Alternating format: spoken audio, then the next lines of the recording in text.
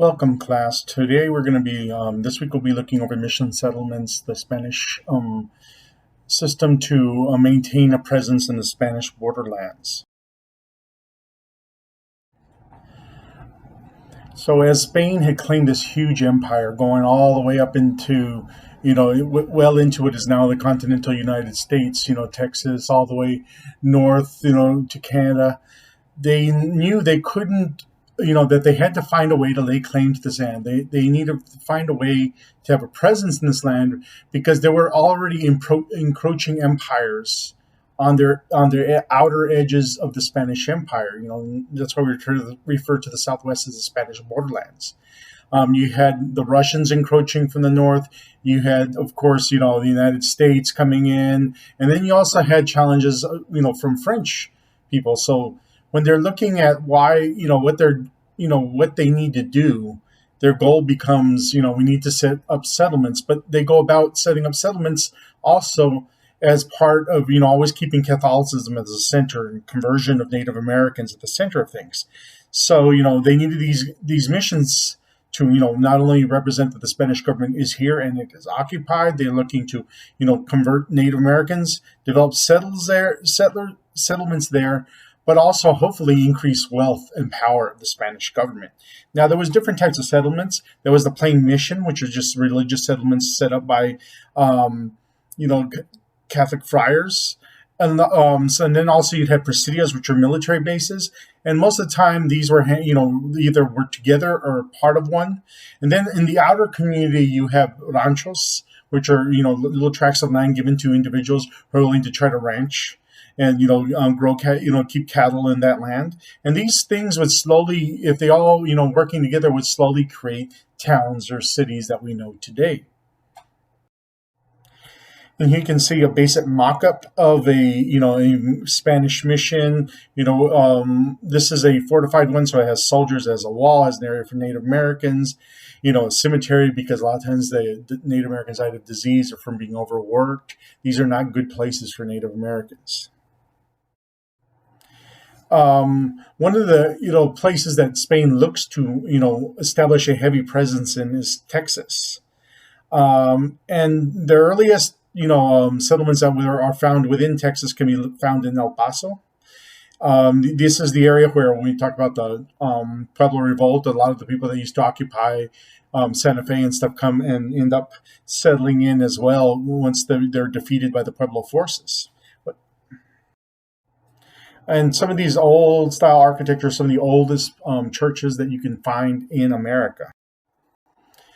Now one threat to Spain significantly was the French, and the reason being is the voyage of La Salle, although it was doomed, it kind of gave the French government some sort of claim to Texas.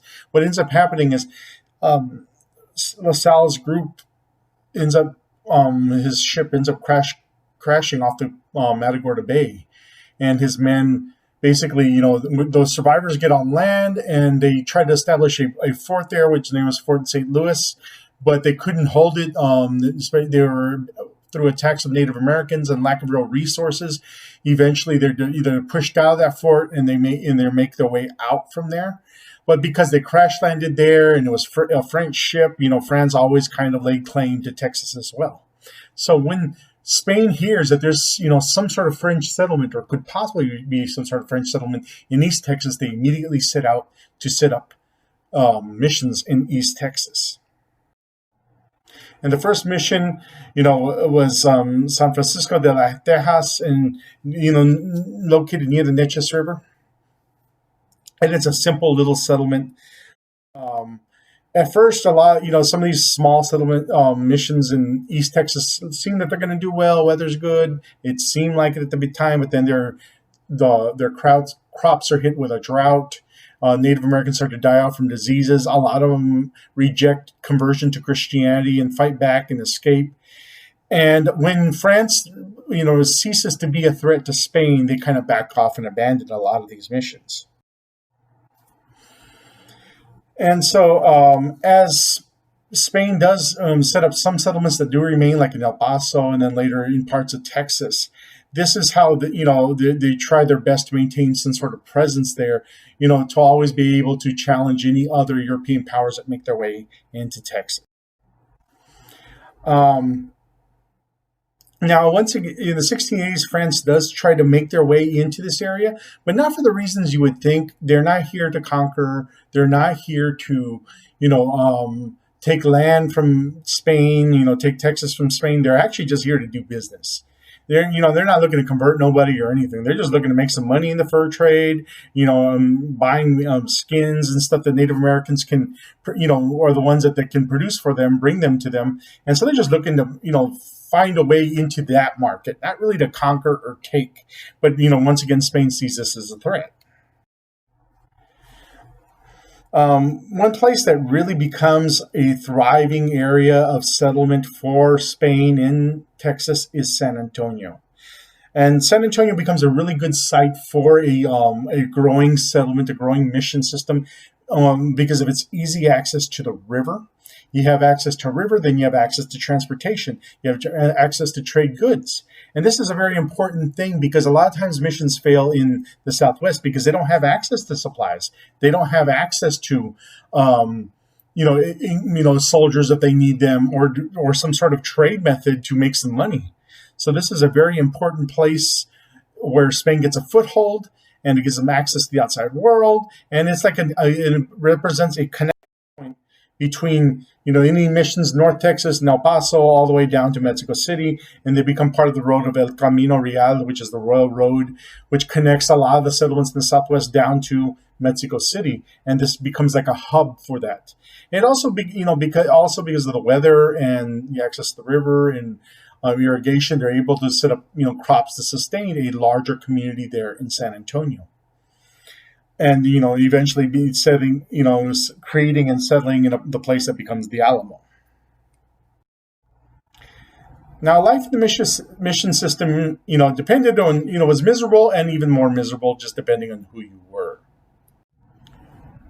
Okay, like for most people lived out there. If it was a well-supplied mission, it wasn't so bad. But other missions that were too far away from supply, you had soldiers who just had one uniform.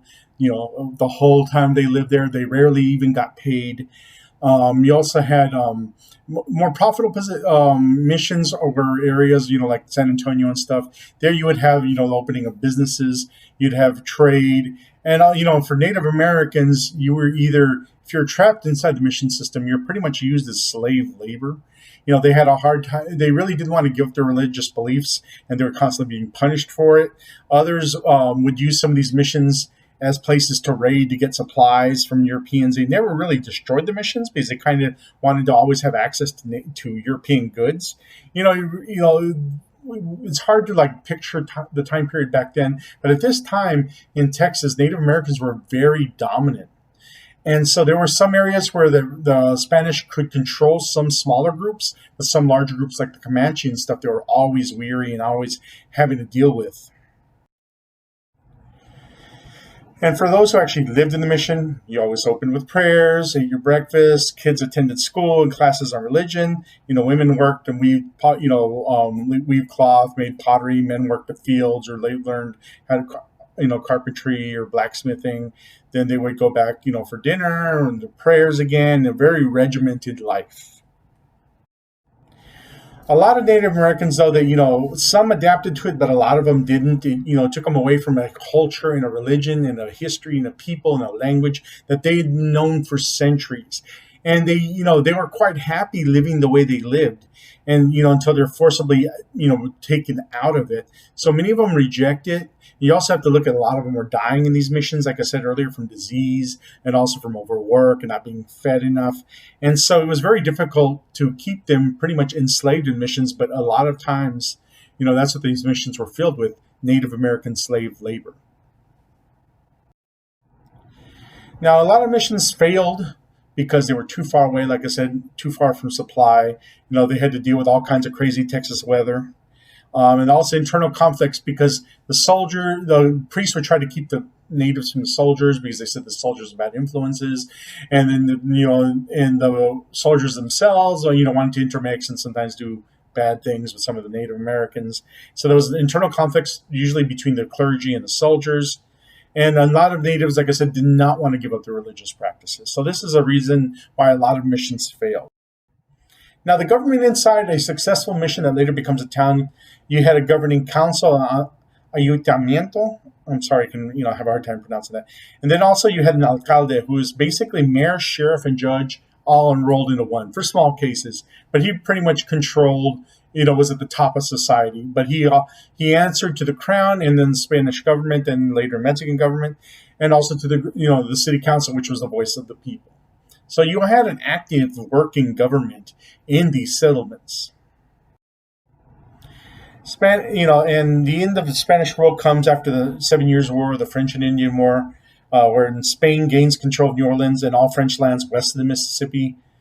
France is no longer much of a threat in North America, and so Spanish officials questioned whether they need to keep a lot of these settlements, especially in East Texas. And so a lot of them were abandoned, and people were forced to move to San Antonio. Eventually, 1800, because of the wars with Napoleon, Spain's, it has to give Louisiana back to France, and because of those same wars, France needs the money and ends up selling it back to, sending it to America. So then they claim, they lay claim and ownership to the Louisiana territory, and this is kind of like what Spain's watching unfold on its Spanish borderlands is, the wrestling of control and finally the United States, a very expansionist nation. So this also becomes kind of a threat to the United States. And in 1819, there's a whole boundaries dispute of even where Texas is, and this plays itself out later when we talk about the Mexican-American War. But in the Adams-Onis Treaty, they laid down where exactly the borders were of the Spanish government, of the Spanish territory, including Texas.